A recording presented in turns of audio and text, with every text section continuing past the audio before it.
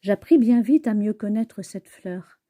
Il y avait toujours eu sur la planète du Petit Prince des fleurs très simples, ornées d'un seul rang de pétales, et qui ne tenaient point de place et qui ne dérangeaient personne.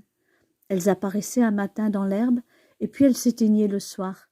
Mais celle-là avait germé un jour d'une graine apportée d'on ne sait où, et le Petit Prince avait surveillé de très près cette brindille qui ne ressemblait pas aux autres brindilles. Ça pouvait être un nouveau genre de baobab, mais l'arbuste cessa vite de croître et commença de préparer une fleur. Le Petit Prince, qui assistait à l'installation d'un bouton énorme, sentait bien qu'il en sortirait une apparition miraculeuse. Mais la fleur n'en finissait pas de se préparer à être belle, à l'abri de sa chambre verte. Elle choisissait avec soin ses couleurs. Elle s'habillait lentement. Elle ajustait un à un ses pétales. Elle ne voulait pas sortir toute fripée comme les coquelicots. Elle ne voulait apparaître que dans le plein rayonnement de sa beauté. Et oui, elle était très coquette. Sa toilette mystérieuse avait donc duré des jours et des jours. Et puis voici qu'un matin, justement à l'heure du lever du soleil, elle s'était montrée. Et elle, qui avait travaillé avec tant de précision, dit en bâillant « Oh, je me réveille à peine. Je vous demande pardon, je suis encore toute décoiffée. » Le Petit Prince alors ne put contenir son admiration. « Que vous êtes belle, n'est-ce pas ?» répondit doucement la fleur. « Et je suis née en même temps que le soleil. » Le Petit Prince devina bien qu'elle n'était pas trop modeste, mais elle était si émouvante. « C'est l'heure, je crois, du petit déjeuner ?» avait-elle bientôt ajouté. « Auriez-vous la bonté de penser à moi ?» Et le Petit Prince, tout confus, ayant été chercher un arrosoir d'eau fraîche, avait servi la fleur.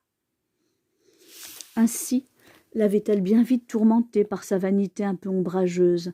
Un jour, par exemple, parlant de ses 4 épines, elle avait dit au Petit Prince « Ils peuvent venir, les tigres, avec leurs griffes !»« Il n'y a pas de tigres sur ma planète » avait objecté le Petit Prince. « Et puis les tigres ne mangent pas d'herbe. »« Je ne suis pas une herbe, » avait doucement répondu la fleur. « Pardonnez-moi. Je ne crains rien des tigres, mais j'ai horreur des courants d'air. Vous n'auriez pas un paravent ?»« Horreur des courants d'air. Ce n'est pas de chance pour une plante, » avait remarqué le Petit Prince. Cette fleur est bien compliquée. « Le soir, vous me mettrez sous globe. Il fait très froid chez vous. C'est mal installé.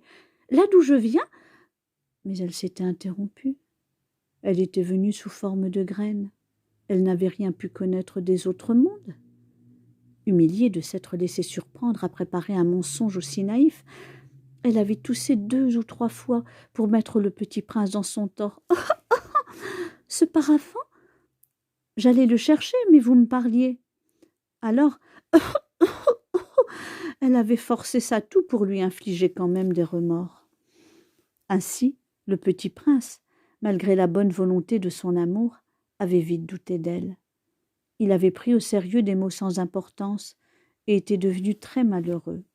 « J'aurais dû ne pas l'écouter, » me confia-t-il un jour. « Il ne faut jamais écouter les fleurs. Il faut les regarder et les respirer. La mienne embaumait ma planète, mais je ne savais pas m'en réjouir. Cette histoire de griffes qui m'avait tellement agacée eût dû m'attendrir. » Il me confia encore. « Je n'ai alors rien su comprendre.